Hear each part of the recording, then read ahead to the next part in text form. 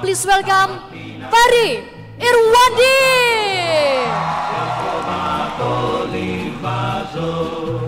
Oh partigiano, portami via. Oh bella ciao, bella ciao, bella ciao, ciao, ciao. Partigiano, portami via, che mi sento di morire. Tutte le genti che passeranno. Oh bella ciao, bella ciao, bella ciao, ciao, ciao. E le genti che passeranno ti diranno che bel fior, e questo è il fiore del partigiano. Oh bella ciao, bella ciao, bella ciao, ciao, ciao. Questo è il fiore del partigiano, morto per la libertà. Questo è il fiore. Baik, kita kasih tepuk tangan dulu untuk Bang Ferry Irwandi.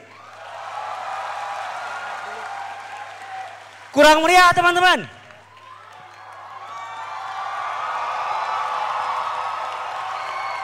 Ya, terima kasih. Vibes Gen Z-nya kerasa nih sampai ke panggung nih. Assalamualaikum warahmatullahi wabarakatuh. Ya, selamat pagi Sampurasun. Ya, teman-teman, di depan kita hari ini sudah ada Bang, saya panggil Bang ya? Ya, nggak apa-apa. Bang Ferry Irwandi. Ya, teman-teman pasti sudah tahu nih, Bang Ferry influencer politik. Kalau saya sih, di benak saya karena follow juga Instagramnya, menurut saya ini adalah sosok Sergio Marquina atau The Professor dalam serial de la Casa de Papel atau Money Heist. Nah, teman-teman, hari ini kita akan berbincang dengan sosok Bang Ferry yang hari ini bisa kita lihat di sosial media, hampir di semua platform. Wajah Bang Ferry selalu muncul nih, terutama sejak aksi demo kemarin. Nah, sedikit Bang, ini semuanya adalah mahasiswa FISIP yang pasti peka politik, harapan kita nih, peka politik. Nah, di sini ada 5 prodi Bang, ilmu komunikasi, mungkin nanti dalam konteks diskusinya bisa nih Bang dikaitkan dengan kejurusan mereka. Ilmu dari FISIP ini ada administrasi publik, lalu kemudian kesejahteraan sosial, ada hubungan internasional, dan ada administrasi bisnis, dan terakhir adalah ilmu komunikasi. Nah, baik, tapi sebelumnya teman-teman, karena saya terenyuh, bolehkah kita mengheningkan cipta 10 detik, menundukkan kepala, mengenang 10 korban jiwa, 2 masih hilang dan ratusan masih tertangkap, ribuan terluka. Saya rasa itu harga yang paling mahal untuk dibayarkan untuk menjaga pilar demokrasi. Mengeningkan cipta, dimulai.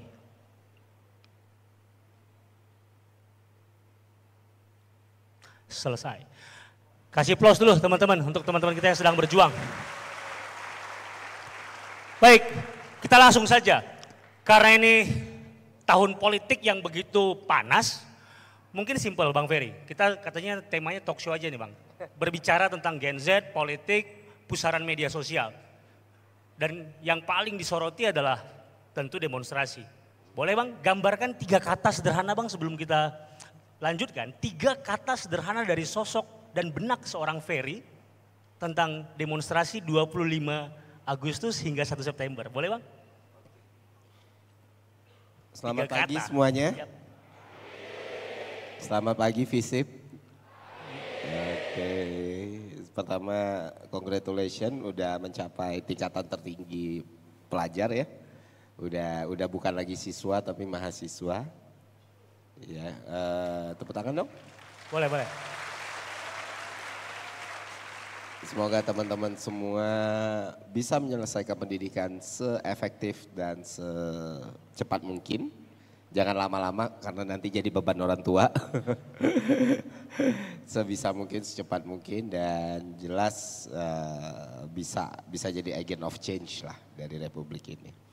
Nah kalau kita bicara soal demonstrasi, rangkaian demonstrasi dari 25 Agustus sampai 31 Agustus ya, bahkan 1 September gitu. Ada tiga kata ya. Saya batasi 3 kata saja. Boleh kalau mau Iya. menyebut 3 nama juga boleh. 3 kata yang bisa mewakilkan itu ya jelas aspirasi, Aspirasi, perubahan, perubahan, sama keadilan gitu. sama keadilan. Jadi Terima kasih. Aplaus dulu teman-teman. Aspirasi, perubahan dan keadilan.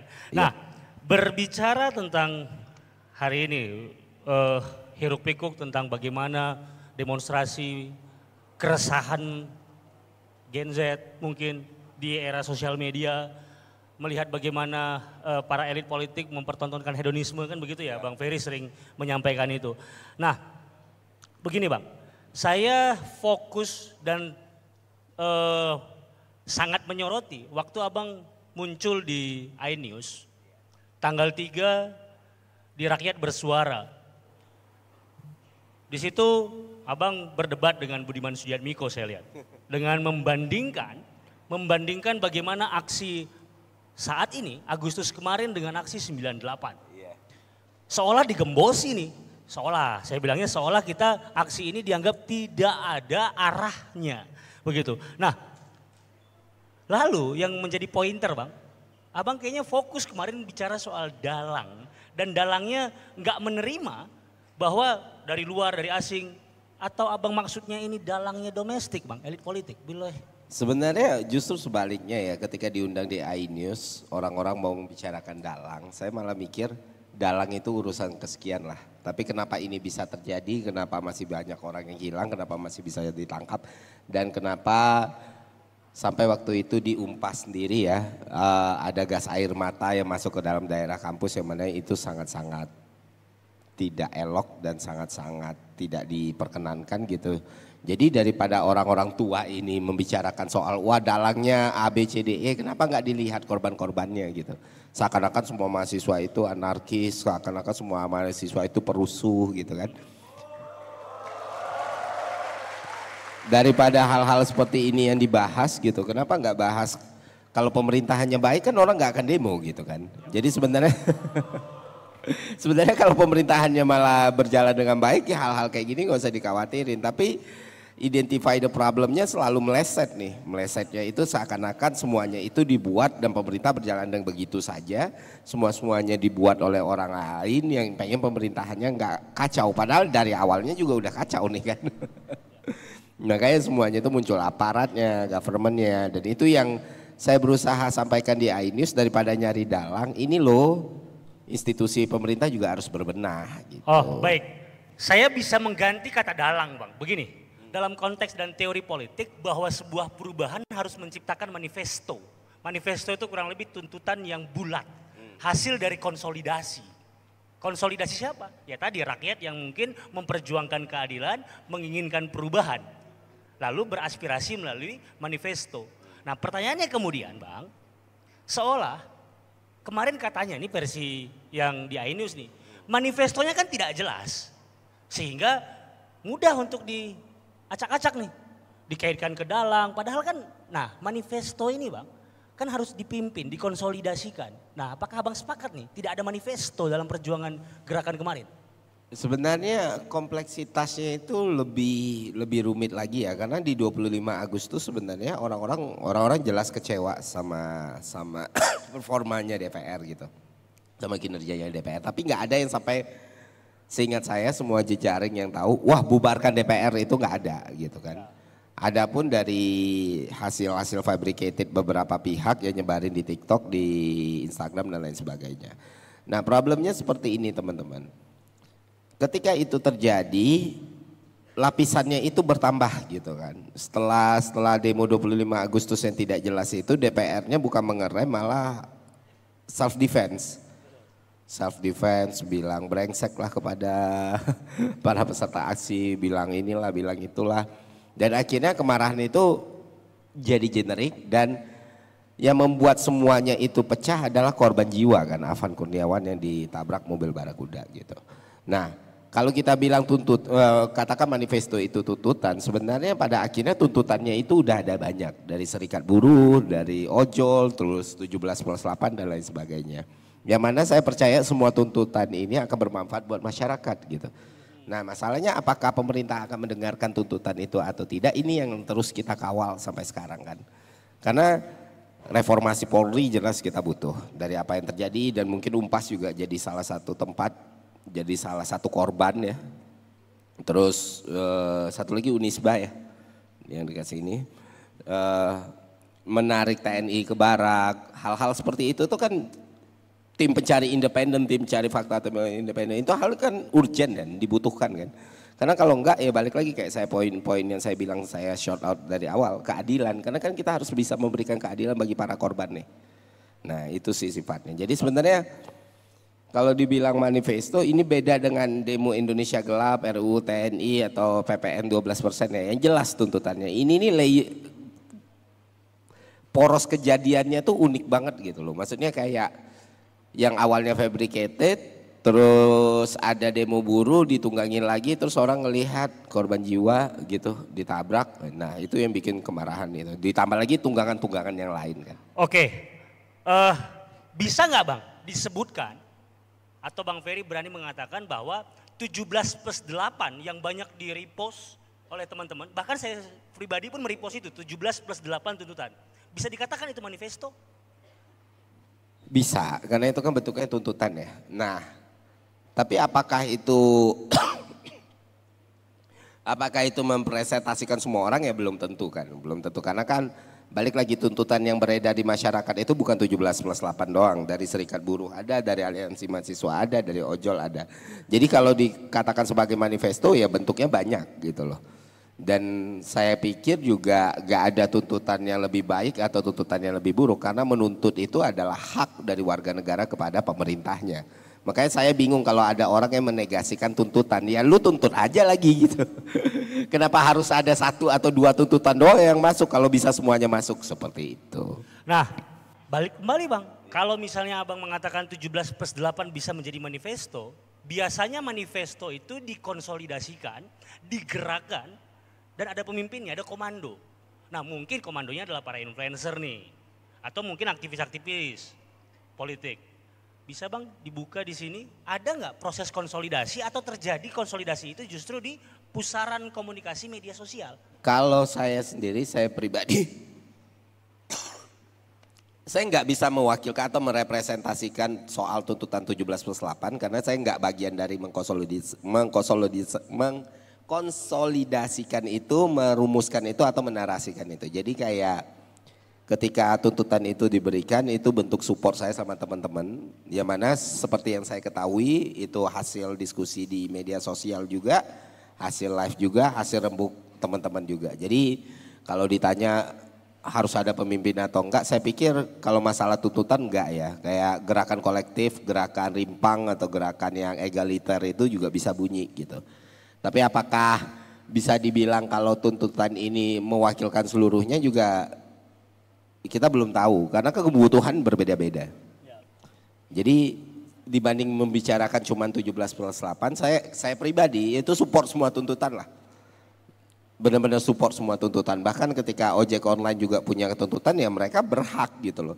Perkara tuntutan itu nantinya benar atau tidak ya biarkan pemerintah yang mengambil tindakan gitu. Bisa dilakukan atau tidak, tapi setiap orang balik lagi, setiap orang berhak menuntut, setiap warga negara berhak menyuarakan suaranya. Jadi, baik, berarti saya bisa tarik nih Bang, satu benang merah, menurut Bang Ferry, manifesto itu organik, bisa saya bilang begitu? Bisa organik, ya organik semuanya tuh organik, bisa dibuat bareng, bisa dibuat sendiri gitulah ya. Seseorang bisa punya manifestonya sendiri, seseorang bisa punya tuntutannya sendiri, jadi ketimbang sosial media itu meributkan tuntutan mana yang lebih baik, kenapa nggak menuntut aja? Oke, baik, terima kasih Bang. Nah, begini Bang, boleh kasih plus dulu teman-teman. Ini mungkin self kritik Bang, self kritik bagi kita yang peduli dengan kehidupan sosial, dengan peta politik mungkin. Nah, saya menganalogikan Bang, permasalahan negeri ini itu seperti layernya informasi teman-teman. Layer informasi itu seperti apa? Kalau di internet itu ada yang namanya layer surface web, ada yang deep web, ada yang paling sulit untuk ditembus yaitu dark web. Maksud saya kalau ini saya gunakan sebagai analogi, Jangan-jangan demo ini hanya surface web. Padahal perkara utama itu di deep web, yaitu di mana? Di elit dan pertarungan kontestasi. Nah, sedangkan menurut Bang Ferry, apakah kita cukup berjuang di surface web? Masalah kecukupan berjuang ya, balik lagi setiap orang kapasitas beda-beda, kondisinya berbeda-beda juga. Selama dia bersuara, mau dia bersuara di lapangan, mau dia bersuara di media sosial, saya nggak ngerasa ada kekurangan dalam perjuangan gitu loh. Jadi sebenarnya ketimbang kita bikin standar orang untuk harus ngapain, mending kita mikirin apa yang mau kita lakuin gitu kan. Jadi sebenarnya kalau saya pribadi sebagai warga sipil biasa ya, saya nggak peduli bagaimana elit itu berkelahi ataupun tidak berkelahi. Bagus makin banyak elit berkelahi berarti demokrasi jalan. Yang lebih stres kalau elitnya hengki-pengki bareng kan.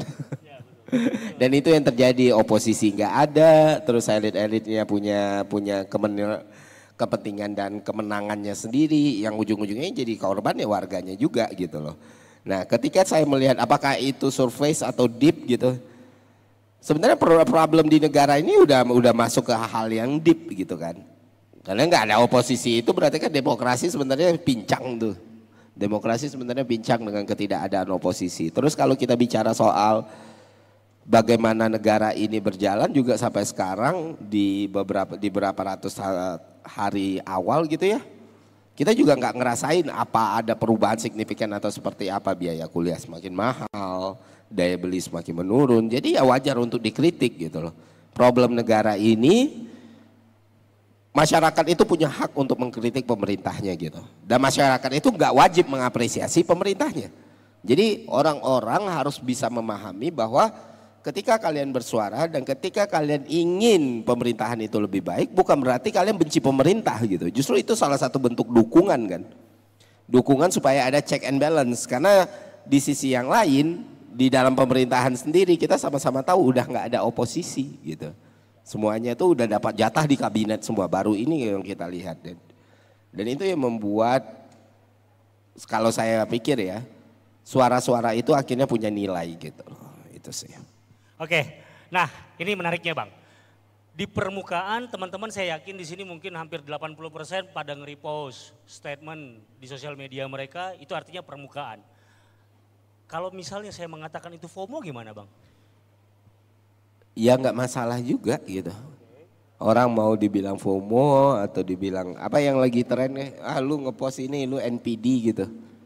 Kalau apa yang kita lakukan itu basisnya masih penilaian orang lain ya kita nggak akan ngelakuin apa-apa gitu.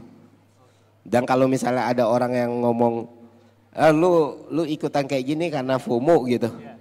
Ya siapa nggak FOMO di dunia ini kan? Sama kayak orang belajar merokok gitu. Orang belajar merokok itu pasti awalnya pengen keren gitu kan.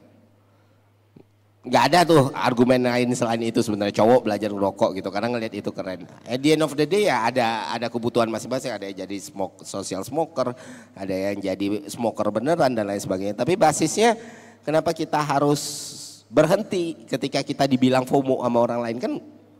Nah balik lagi, betul Bang. Bisa nggak maksudnya, bisa nggak gitu loh. Bisa nggak kita mengabaikan hal-hal seperti itu karena kontraproduktif kan sebenarnya. Tapi kita juga nggak bisa nolak kalau ada orang yang punya anggapan kayak gitu loh. Jadi sebenarnya banyak gerakan, banyak suara itu berhenti justru horizontalnya sendiri gitu. Nah kalau itu terus didengarkan ya nggak akan ada berubah. Jadi teman-teman pun kalian ngerasa FOMO is okay juga. Pun tidak terus dibilangin FOMO ya kalau lu bersih kenapa lu risih gitu kan. Itu sih. Nah berkaitan soal risih dan tidak risih sebenarnya Bang, tapi bukankah kalau FOMO terkesan pasif, itu yang pertama. Itu yang pertama, terkesan pasif. Kenapa bisa pasif?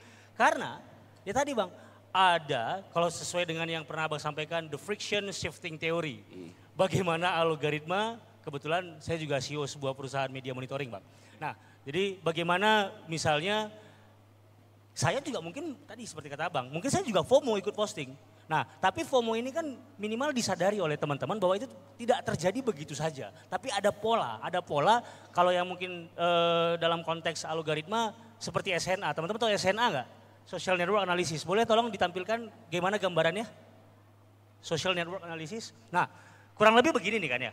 Bahwa ada hubungan antara akun satu dengan yang lainnya, di repost, di retweet, sudah cukup. Nah, supaya teman-teman kebayang aja nih, bagaimana ada SNA. Nah, inilah yang terkadang kita konsumsi Justru kita tidak sadar bahwa kita sesungguhnya berada di bawah kendali node akun, age, dan bahkan Grab. Nah itu maksud saya Bang, FOMO-nya ini berarti FOMO menjadi objek yang pasif begitu Bang. Gimana itu untuk Gen Z melawan itu atau biarkan saja menurut Bang Ferry? Biarin itu gini loh, kalau saya melihat fear of missing out itu kan gejala alami dari orang ya. Dan ketika orang nggak buat sosial media, akhirnya FOMO itu muncul kan. Ketika orang nggak buka sosial media, gue tuh pengen tahu deh, gue malas lewat sesuatu gitu. Jadi sebenarnya saya malah bingung ketika FOMO itu jadi negasi, jadi konotasi yang negatif karena saya nggak melihat. Ketika orang punya ketakutan untuk meleset atau ketika orang punya ketakutan untuk tidak terupdate informasi yang baru, itu gejala evolusioner gitu loh, itu loh manusia gitu kan. Manusia pasti merasakan hal-hal seperti itu. Nah apakah FOMO dan kedalaman itu saling menegasi? Kan tidak, orang yang FOMO bukan berarti informasi yang dia dapat dangkal dong. Bisa jadi gue FOMO nih, tapi di satu sisi gue ngulik juga nggak masalah gitu. Nah yang jadi masalah adalah kalau kita nggak sharing, kalau kita nggak ngefilter apapun informasi yang kita dapat. Cuma karena pengen, yaudah yang penting gue posting. Nah itu berbahaya, Jadi, betul Bang, arahnya ke situ Bang. Nah tadi kan kayak seperti Abang katakan nih, misal dalam konteks friction shifting nih, memunculkan dua wacana perdebatan dalam sebuah konten dan perbincangan di media sosial. Lalu teman-teman Gen Z hari ini karena tadi FOMO lihat temennya yang lain posting juga tapi tidak kajian. Nah kira-kira Bang ada nggak nih Bang tips and trick untuk Gen Z yang hari ini ruangnya menjadi bias antara mana realita dan AI.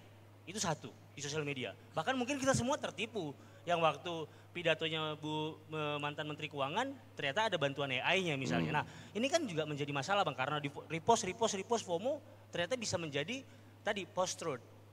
Jadi bahkan logical policy karena akibat FOMO pasif tadi itu maksudnya Bang. Nah gimana triknya Bang kira-kira untuk Gen Z apalagi ini mahasiswa FISIP semua nih yang pasti harus lebih kritis kan begitu ya? Iya. Jadi sebenarnya untuk menghindari misinformasi teman-teman lakukan cross check 2 kali gitu. Seenggaknya 2 kali lah lu cross check terus lu simpulin ini bisa lu posting atau enggak. Apalagi di keadaan-keadaan yang krusial, di keadaan-keadaan apa kayak demo kemarin lah. Banyak banget video tersebar, banyak banget informasi tersebar yang kita nggak tahu nih faktanya seperti apa. Dan kalau misalnya menggunakan AI, kalau trik saya sih saya lebih banyak mencari sesuatu yang tidak saya yakini daripada sesuatu yang saya yakini. Karena manusia itu punya bias kognitif kan. Kita punya bias yang mengatakan bahwa kita meyakini ini sebagai truth, itu muncul dari bias yang emang kita rasakan dari dulu gitu loh. Misalnya kayak, oke, gue meyakini air ini manis gitu. Padahal belum ada bukti empirical itu manis tapi punya keyakinan kayak gitu. Atau gue yakin bumi itu bulat gitu. Maka carilah informasi sebanyak-banyaknya tentang bumi yang zigzag misalnya. Nah ketika kita mencari informasi itu dan ketika kita mencari tahu sesuatu yang tidak kita yakini lebih besar porsinya daripada sesuatu yang kita yakini, peluangnya cuma 2. Either ternyata kita bisa self correction atau keyakinan kita tambah kuat. Jadi sebenarnya untuk menghindarinya simple aja. Apalagi era AI itu kan afirmatif sekali ya. AI itu akan selalu menjawab apapun yang lu ingin dengar kan. Makanya seringkali ada perbedaan gitu. Jadi kalau dari gue sendiri, setting promptnya di awal itu udah bilang tolong bantah argumen gue kalau nggak kuat gitu.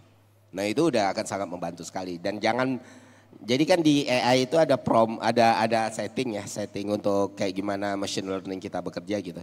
Kalau gue salah dikasih tahu yang salahnya gitu. Jadi itu bakal ngenajamin kita. Jangan sampai nggak ada hal seperti itu. Kalau nggak ada hal seperti itu, AI itu bakal berusaha banget bikin jawaban lu benar. Nah itu yang berbahaya. Oke, terima kasih. Kasih plus dulu teman-teman.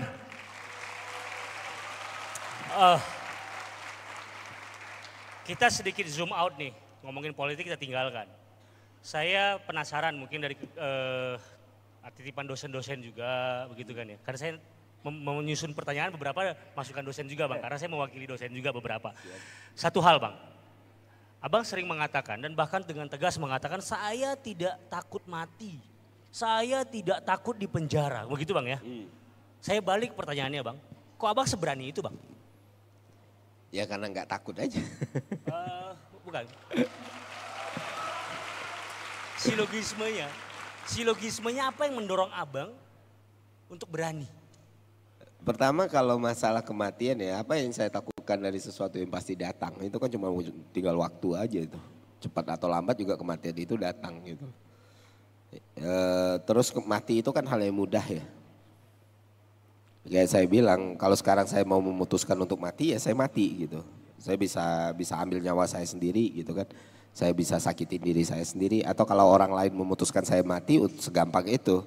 Saya bisa di snipe dari ujung sana terus leher saya kena gitu kan. Seperti Charlie Kirk gitu. Ya seperti Charlie Kirk gitu. Karena kematian itu bisa datang kapanpun. Nah untuk hal yang pasti datang dan segitu gampang, untuk apa saya takutkan gitu. Termasuk juga di penjara. Ya saya merasa hidup saya benar, saya tidak merugikan orang lain, saya bukan tindak pidana kriminal, saya tidak melakukan apapun bentuk apapun bentuk hukum ya, salah hukum segala macam. Saya malah bingung gitu. Kalau saya sudah melakukan hal-hal seperti ini, kenapa saya harus takut di penjara? Saya udah jadi warga negara yang baik gitu. Jadi sebenarnya karena kedua hal itulah yang membuat saya tidak takut mati dan di penjara gitu. Karena balik lagi, mati itu mudah, yang sulit itu hidup. Ya, kenapa saya tanyakan ini? Karena ini mungkin berkaitan dengan Gen Z nih Bang. Saya percaya bahwa anak muda ini punya keterampilan untuk, apalagi mereka sangat dekat dengan informasi internet. Mereka pasti punya daya literasi yang tinggi. Harapan saya kan begitu. Nah, tapi terkadang kan belum tentu ada 1-2 orang di sini yang seberani Bang Ferry. Nah, ada nggak Bang, biar berani bersuara dan tentu dong garis bawah tuh, bersuara untuk yang lebih baik pastinya. Nah kira-kira ada nggak nih Bang tips berani? Jadi apakah berani selalu menanamkan tidak rasa takut? Mungkin ada tips lain gitu Bang? Kalau berani pertama, kalau saya selalu bilang cukupi dulu safety net ya. Maksudnya seenggaknya hidup kita nggak nyusahin orang dulu gitu loh. Semakin kita terisi, semakin kita cukup, semakin luas dan semakin fleksibel yang bisa kita lakukan kan. Nah semakin besar juga keberaniannya. Karena ya udah gitu loh, kalau kita melakukan ini kita nggak takut kehilangan ini dan lain sebagainya karena kita udah ada gitu kan. Nah makanya saya bilang teman-teman kalau mau berjuang atau apa, mudah untuk bicara soal idealisme ketika perut kita lapar. Betul. Tapi ketika kita sudah berkecukupan, apakah kita masih memiliki idealisme yang sama? Nah itu pertanyaan selanjutnya. Karena yang paling dekat dengan kejahatan itu adalah kemiskinan kan.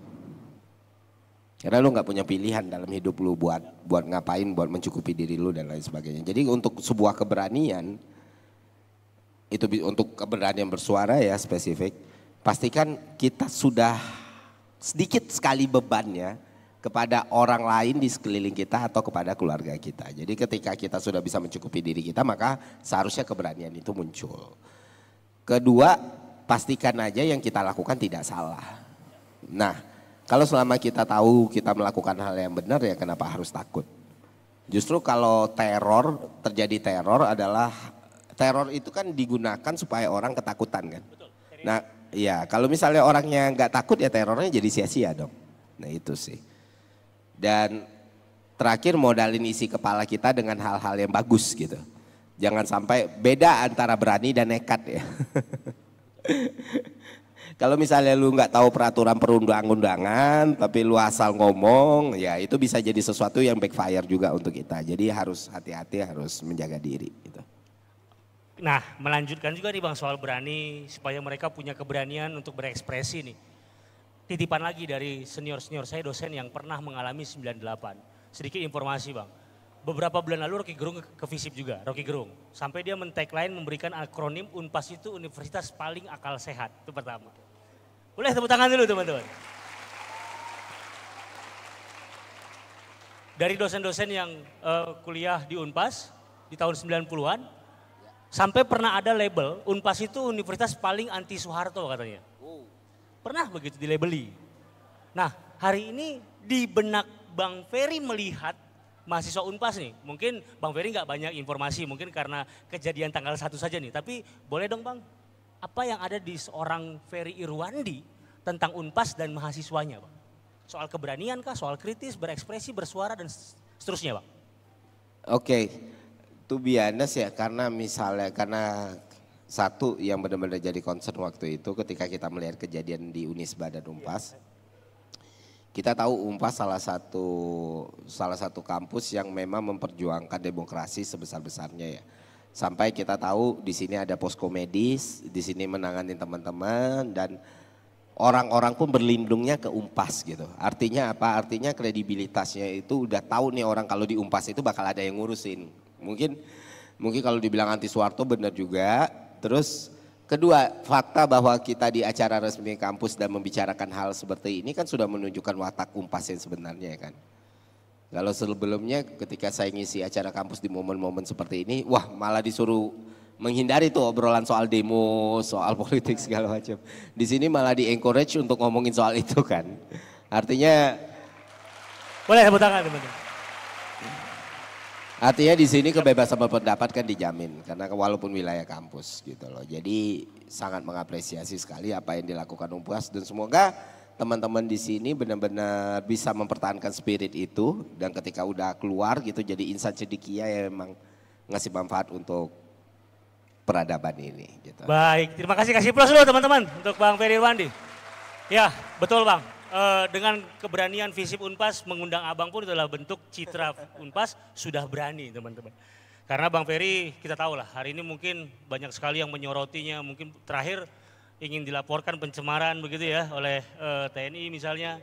Baik Bang, ini kayaknya kita lempar kepada mahasiswa untuk langsung berbincang dengan Abang. Tapi saya boleh nanti balut satu Bang, satu jawaban apapun dan nanti ditutup dengan closing statement memotivasi mereka. Coba berikan gambaran juga nanti ke mereka. Ingat di saat Abang, di usia mereka ngapain dan apa sih yang ada di benak dan di kepala Abang gitu. Di saat Abang berada pada usia mereka nih, tamat kelas 3 masuk kuliah dulu kalau nggak salah di STAN. Kita juga seumuran Bang, mungkin saya 90. Jadi jadi kita seumuran lah. Nah, jadi nanti boleh nih Bang, sebelum ada pertanyaan boleh Abang balut jawaban atau tanggapan Abang dengan memberikan refleksi nih. Bahwa sebaiknya apa yang harus mereka lakukan. Boleh teman-teman mungkin sesi pertama 3 orang penanya, oke yang di depan 1, yang di sebelah kiri 2, 1 maaf merepresentasikan perempuan. Ini dua-duanya, 1 diri, tadi yang di sini nih, diri.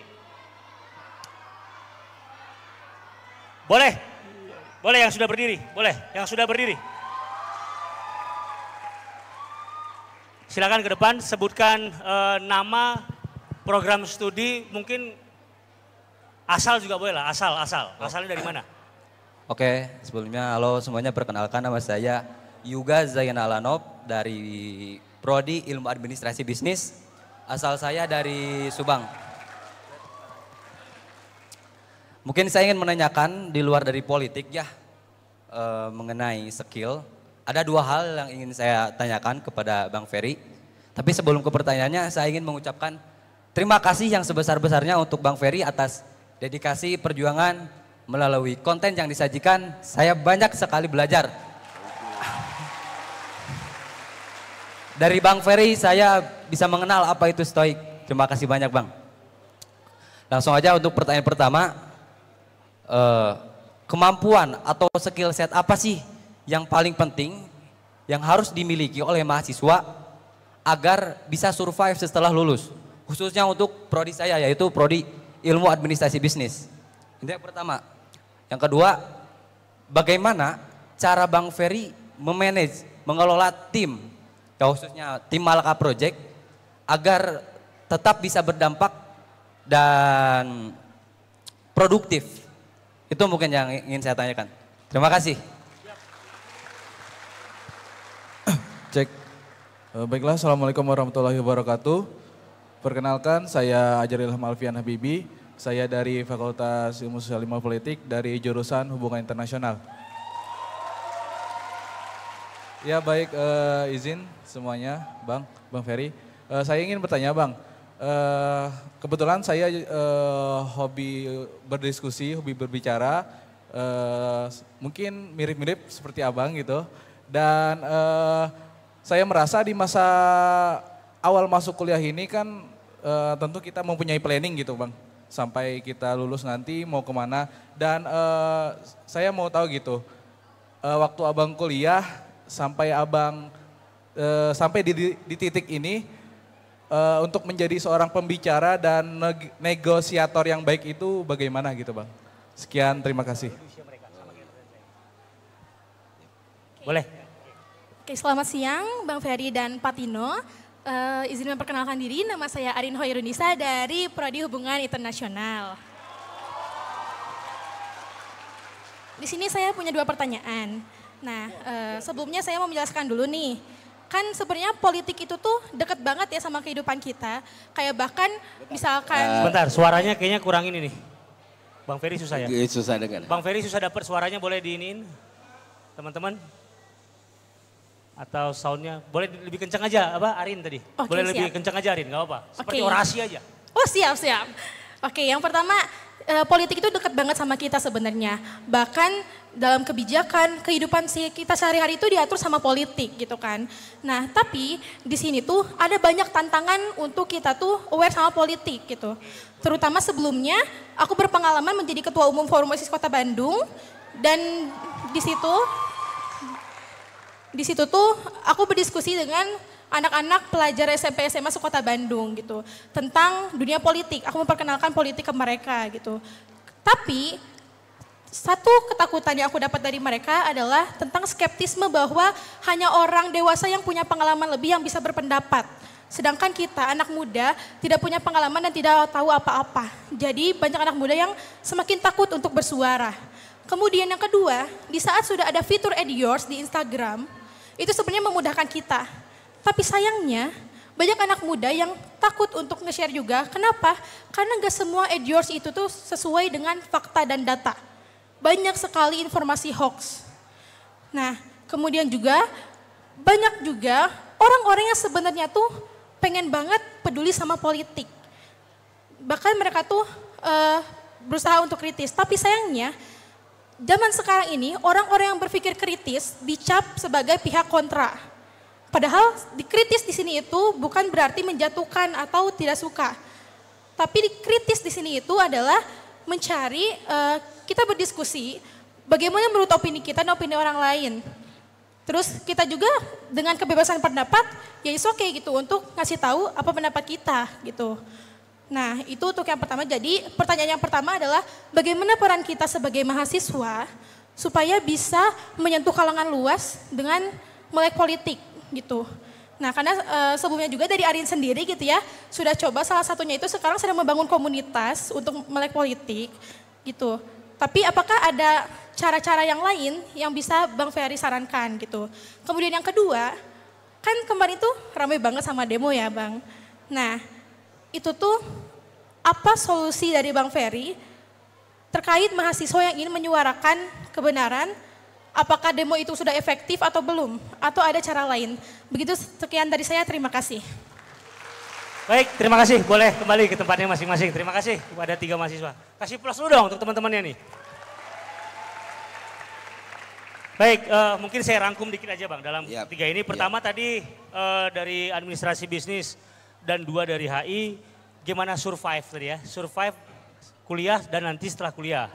Itu mungkin refleksi gimana menjadi mahasiswa yang baik mungkin Bang. Terus memanage Malaka Project katanya, kok bisa sebaik itu menurut pandangannya, kok bagus banget manajenya katanya. Oke, lalu kemudian refleksi masa lalu tadi, refleksi masa lalu. Pertama tadi apa?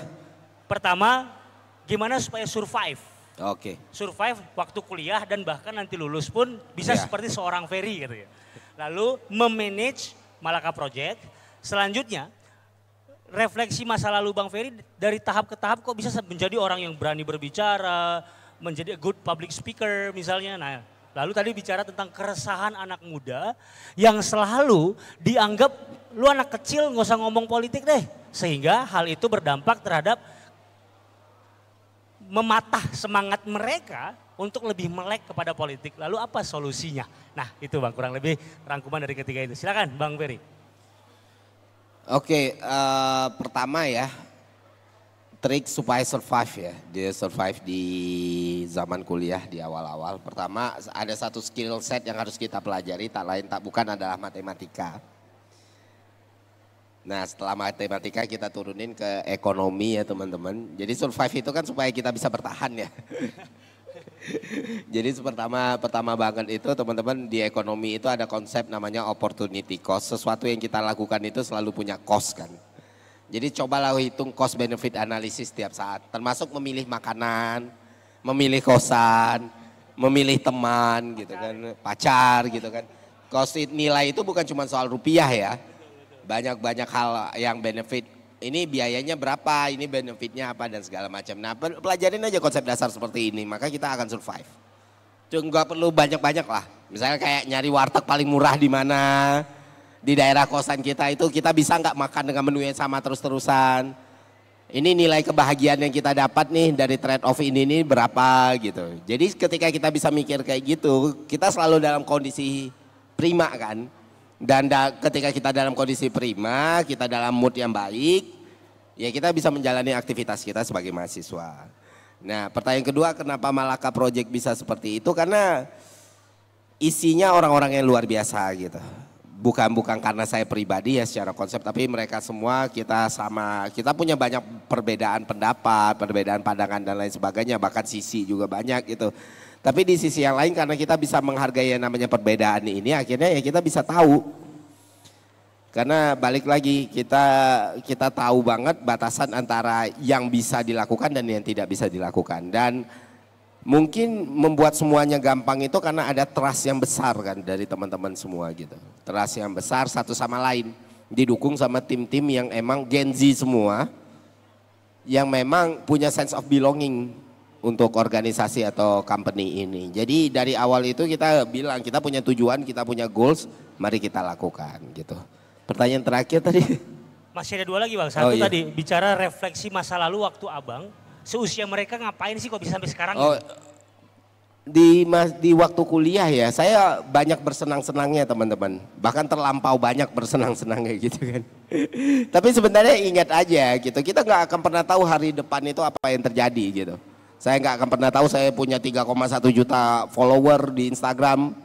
Saya pikir hidup saya cuma bakal jadi PNS saja selama puluhan tahun sampai pensiun. Tapi seperti yang pernah saya bilang ya, selama lu hidup berarti opportunity itu selalu ada. Jadi sesial-sialnya hidup lu, sesial-sialnya masa kuliah lu selama lu believe gitu ya. Kalau ada yang bisa dilakukan dan ada yang bisa diubah dari situ ya berarti kesempatan itu ada gitu. Jadi selalu ingat aja teman-teman hal-hal seperti itu. Dan jangan buang masa muda kalian gitu untuk hal yang kalian tidak sukai. Bukan hal yang tidak bermanfaat ya, manfaat atau tidak itu basically orang mau have fun itu juga manfaat sebenarnya kan. Tapi yang penting balik lagi ingat tanggung jawab kita, ingat responsibility kita, ingat orang tua kita yang biayain kita kuliah gitu loh. Bersenang-senang, bandel-bandel dikit juga nggak masalah, bandel banyak kalau punya tanggung jawab juga nggak masalah. Jangan pernah ngehancurin diri lu. Pokoknya basic gue hidup waktu mahasiswa pun gue mikir, seapa-apa sih gue hidup, gue nggak boleh dan gue nggak mau jadi beban untuk kehidupan yang lain. Itu bare minimum tuh bare minimum tuh. Nah setelah itu lu mau badung kayak apapun silahkan, tapi terapin di kepala lu. Jadi beban hidup orang lain, lu misalnya kuliah 10 tahun itu beban hidup orang lain. Atau ternyata tidak selesai kuliah tapi ujung-ujungnya tidak selesai dengan cara yang tidak bagus, tidak bisa mandiri. Akhirnya kakak lu, bapak ibu lu yang harus nanggung hidup lu sampai lu tua dan mati gitu. Itu. Kita nggak usah lah berharap orang bisa melakukan perubahan kepada bangsa atau mempengaruhi satu sama lain ya. Kalau selama semua orang mindset dan mentalnya tidak mau memberatkan orang lain aja, itu society udah bergerak sangat-sangat maju gitu sih. Oke, yang terakhir tadi Bang bicara ini kayaknya keresahan organik sih Bang. Iya. Karena anak muda bicara politik dianggap bau kencur, kurang lebih begitu. Ah lu anak kecil nggak paham lu. Nah mungkin ada terkesan relasi kuasa karena usia sehingga membuat mereka ide mereka nggak tersalurkan dan bahkan ini mungkin menjadi ancaman di area di lingkungan kampus. Nah bahkan tadi dari Arin tadi yang dari HI, solusinya apa Bang bagi kami yang seolah terbelenggu nih, dianggap masih muda, bau kencur untuk melek politik. Nah dibalikin aja lagi gitu. Kalau misalnya anggapan kalian bau kencur, anggapan kalian masih muda, anggapan kalian nggak mengerti akhirnya membuat kalian berhenti, berarti memang layak kalian berhenti. Ya nggak sih? Berarti lu nggak sekuat itu untuk berbicara gitu loh. Karena kalau lu sekuat itu berbicara bodoh amat orang mau ngomong apa. Kasih plus dulu teman-teman. Boleh kasih plus dulu. Kayak hidup, kebanyakan hidup manusia ini ditentukan oleh pandangan orang lain. Yang mana orang lain itu pun dari awal udah nggak suka sama lu. Terus hidup lu ditentuin kayak gimana orang lain yang nggak suka itu. bisa sedikit suka sama lu gitu loh. Dan itu banyak terjadi gitu. Termasuk polemik belakangan ini. Gue ke salah satu teman gue waktu itu influencer yang lagi disorot di Twitter lagi. Gue bilang gitu. Ya lu gerak maju-maju aja gitu. Jangan sampai kita nggak pernah tahu orang suka atau tidak, orang percaya atau tidak, orang anggap atau tidak. Tapi karena ingin menyenangkan semua orang, akhirnya collab sendiri. Yang selalu gue bilang di setiap talk show ya, nggak ada itu rahasia kunci sukses itu nggak ada gitu, nggak ada tuh cara untuk jadi sukses yang pasti itu tuh nggak ada. Tapi ada satu cara yang pasti untuk gagal, berusaha menyenangkan semua orang. Jadi berhentilah berusaha menyenangkan semua orang. Ya, kasih aplaus yang meriah teman-teman kepada Bang Ferry. Ini pengalaman ya teman-teman, pengalaman ya. Boleh nih. Semua suara minor, semua suara jelek, semua anggapan yang sebelah mata, semua ejekan, semua rendahan. Pada akhirnya akan semakin berkurang ketika lu semakin membuktikan apa yang lu bicarakan dan apa yang lu omongin gitu. Jadi fokusnya dengan langkah yang kita ambil aja, jangan noise yang ada di sekeliling kita. Itu sih. Baik, terima kasih Bang Ferry Irwandi. Nah, jadi kurang lebih Arin tadi penanyanya terakhir. Kalau saya lihat pandangan dan di benaknya Bang Ferry Irwandi, jika masih ada di kepala kalian merasa muda dan takut berbicara, kalian sudah gagal sejak dalam pikiran. Begitu berarti Bang ya? Betul. Sudah gagal sejak dalam pikiran untuk berani bersuara. Nah, baik, ini sesi terakhir untuk Bang Ferry. Sesi terakhir, panitia saya boleh ada timekeeper apa sudah panitia atau masih dibuka sesinya? Penanya, acara, masih ada waktu untuk saya buka penanya? Oh masih ada Bang, masih ada waktu katanya. Masih ada waktu, baik kalau begitu masih ada waktu. Kali ini 2 penanya deh, satu di sini, maaf. Oke deh, bonus karena cepat 1, yang diri 2 dan 3 boleh ke depan.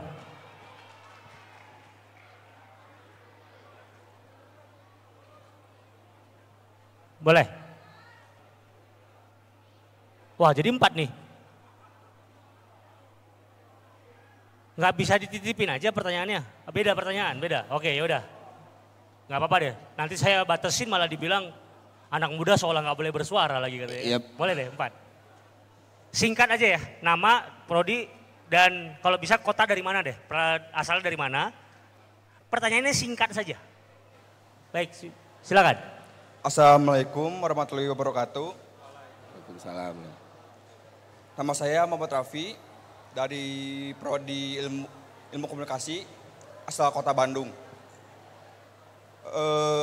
Gimana pendapat Bang Ferry soal keadilan di Indonesia? Contohnya saat wartawan atau meliput dilarang oleh pemerintah dan membungkam suara rakyat.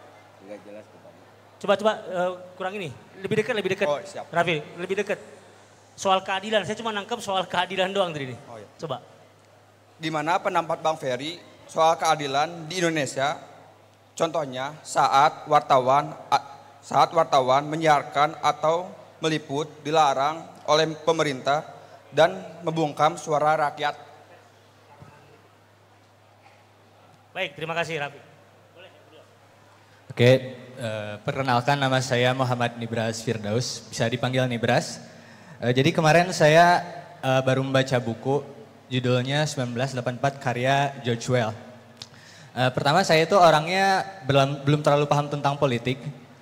Tapi ada satu kutipan yang saya highlight. Isinya kayak gini. Perang adalah kedamaian. Kebebasan adalah perbudakan. Ketidaktahuan adalah kekuatan. Saya itu sebenarnya bingung karena kalimat-kalimat di sana itu kontradiktif ya. Jadi saya ingin bertanya, kalau Bung Ferry sendiri mengambil apa makna yang ada dalam kutipan tersebut? Gitu. Terima kasih.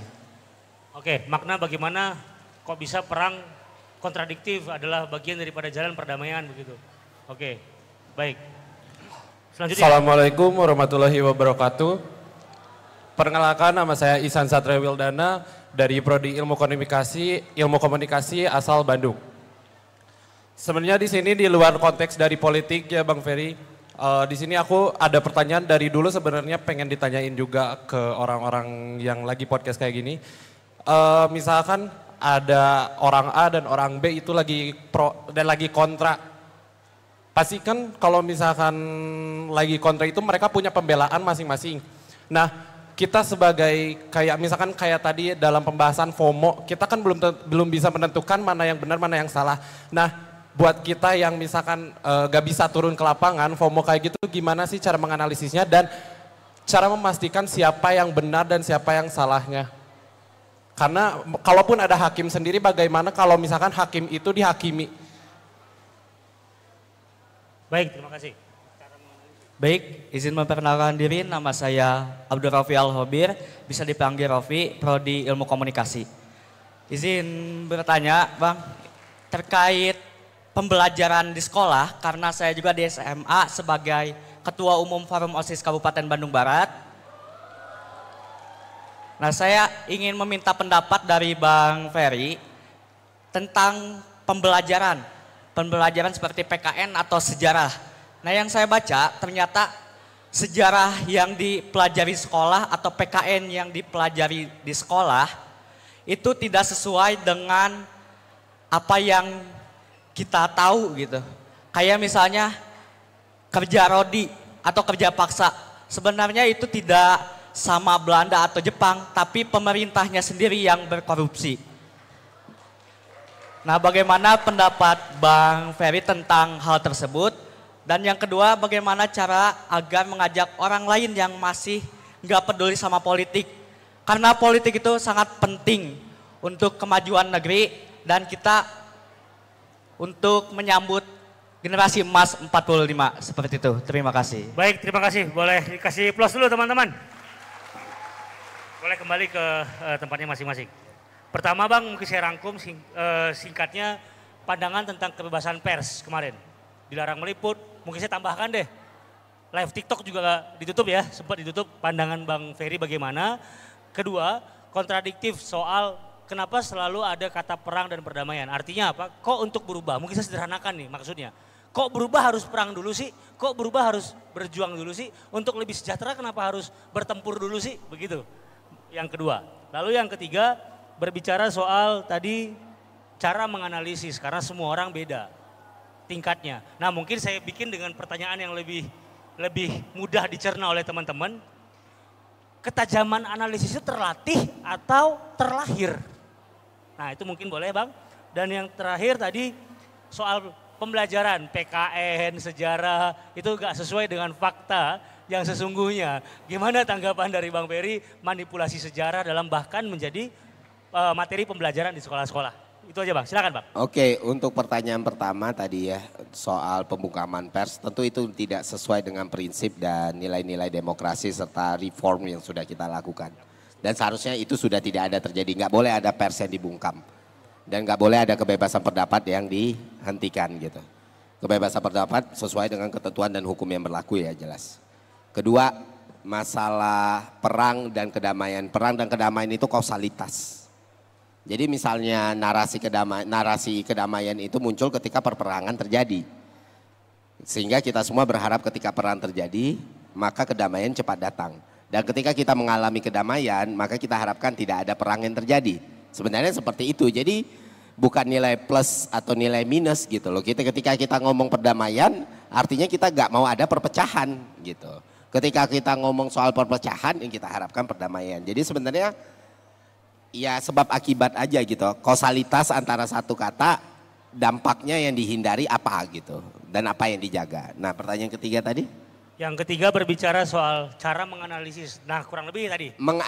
Oke, kognitif itu kan memang terlahir ya. Tapi bukan berarti tidak bisa diasah gitu. Karena misalnya modal lu 100 tapi lu bisa mengoptimalkan 100/100 ya lu akan lebih bagus daripada orang yang modalnya 1000 tapi yang digunakan cuma 20. Artinya terlahir itu memang ada, tapi bukan berarti ketika kita terlahir dengan kapasitas yang simple, yang quote and quote kecil, misalnya katakan yang jadi tolak ukur itu IQ lah ya. Kita lahir dengan IQ 120 misalnya atau 106 gitu. Bukan berarti kesempatan kita untuk lebih maju dari yang punya IQ 140 ke atas itu lebih kecil gitu. Karena nggak semua orang dengan kapasitas yang besar bisa mengoptimalkan kapasitas itu secara maksimal. Oke, mungkin gini Bang, biar kuat Bang, ini kayaknya saya paham nih. saya juga punya keresahan soal pertanyaan Iya. tadi. Saya takjub pribadi nih, saya takjub waktu abang bicara soal gas air mata ke Unpas, berdebat. Lalu abang malah melihat putar balik kepada riset kecepatan angin. Iya. Nah itu caranya bagaimana kok bisa begitu berpikir ya itu mungkin. Maksudnya kok bisa melihat variabel lain lalu kemudian Karena membantah. latihan. Karena latihan kan. Kalau kita kan ngelihat sesuatu itu layer per layer ya. Namanya gas air mata itu kan partikulan berat gitu. Dan semuanya itu based on angin kemana gitu. Nggak seringan itu ketika dia bisa nyebar. Makanya kalau kalian lihat Kanjuruan, ketika itu ditembakkan semuanya arahnya ke sana gitu kan. Nah itu jadi mustahil Latihan ditembakkan ya, di luar. Iya latihan. Latihan mungkin modalnya udah ada, terus diasah karena seru gitu loh. Menganalisis sesuatu based on empirical itu seru, bukan mengawang-awang ya. Nah itulah kenapa kita semua harus belajar matematika dari awal gitu.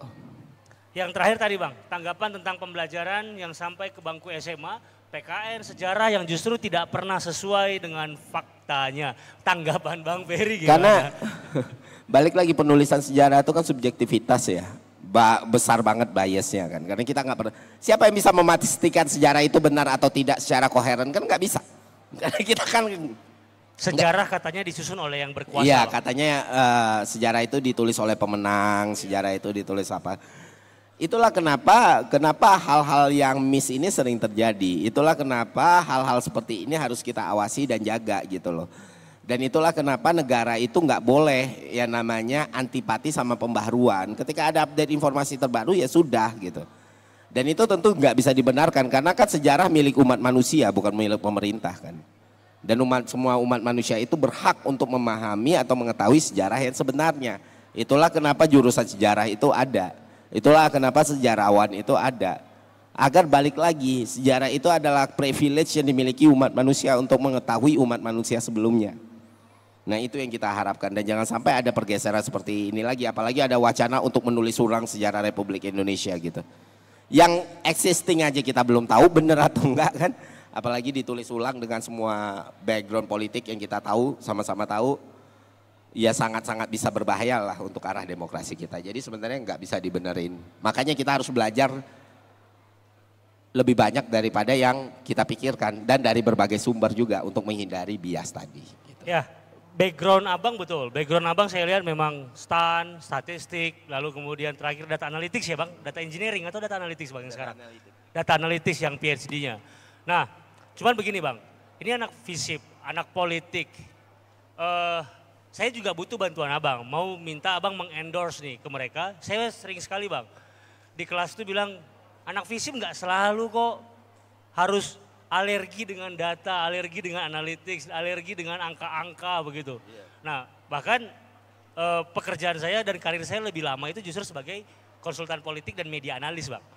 Nah saya tadi makanya tertarik abang bicara media monitoring, saya punya mesinnya misalnya begitu. Nah kalau untuk anak politik nih bang, gimana bang tipsnya untuk ramah dekat dengan data.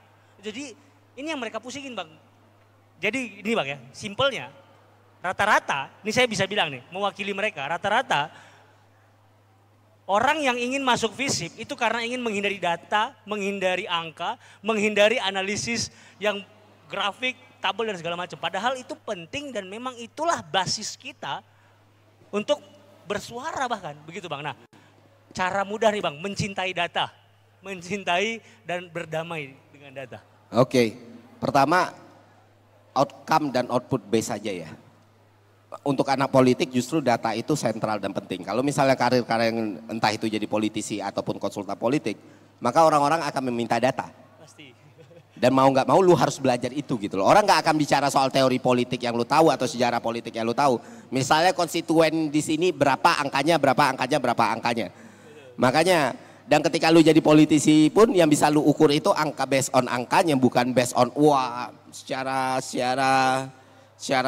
nilai filosofis seperti ini enggak seperti itu. Itulah kenapa seharusnya kurikulum ilmu politik data itu menjadi sesuatu yang kuat. Bagaimana cara mengolahnya, bagaimana cara nge-trackingnya, bagaimana cara mengidentifikasinya. Nah sekarang problemnya di Unpas sendiri pun kurikulum itu udah diupdate atau belum gitu. Kalau misalnya itu belum diupdate berarti kan PR-nya bukan cuma di mahasiswanya doang. Berarti lembaganya juga harus segera memberikan atau menyuplai kebutuhan dari mahasiswa-mahasiswanya supaya tetap relevan. Karena kebanyakan ilmu politik di berbagai perguruan tinggi ya, itu belum belum ada materi data analitik, belum ada materi, sedangkan politikus atau orang yang ada di industri politik sangat dekat dengan lembaga survei. Sudah ada Bang, kita sedang mengarah ke sana, data analitik dan sudah mengarah ke sana. Bagus dong berarti, tepuk tangan dong untuk Unpas. Karena kalau nggak ada kayak gitu jadinya mengawang-awang aja gitu. Yep.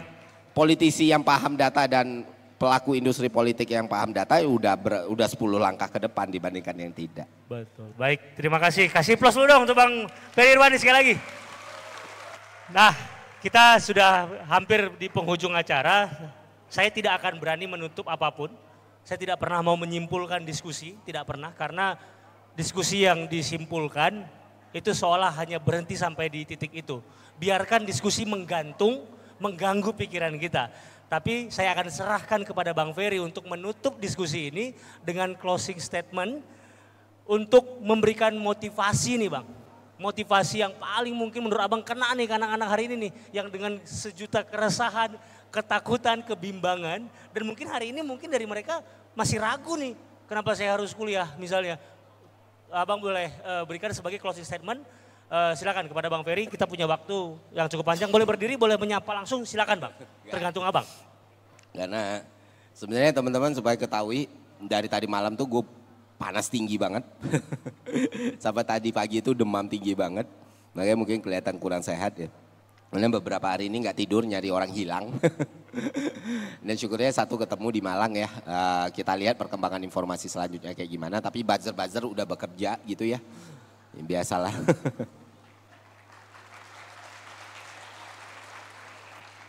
Ya intinya inilah, perjuangkan apapun yang kalian ingin perjuangkan. Bahkan diri kalian sendiri gitu.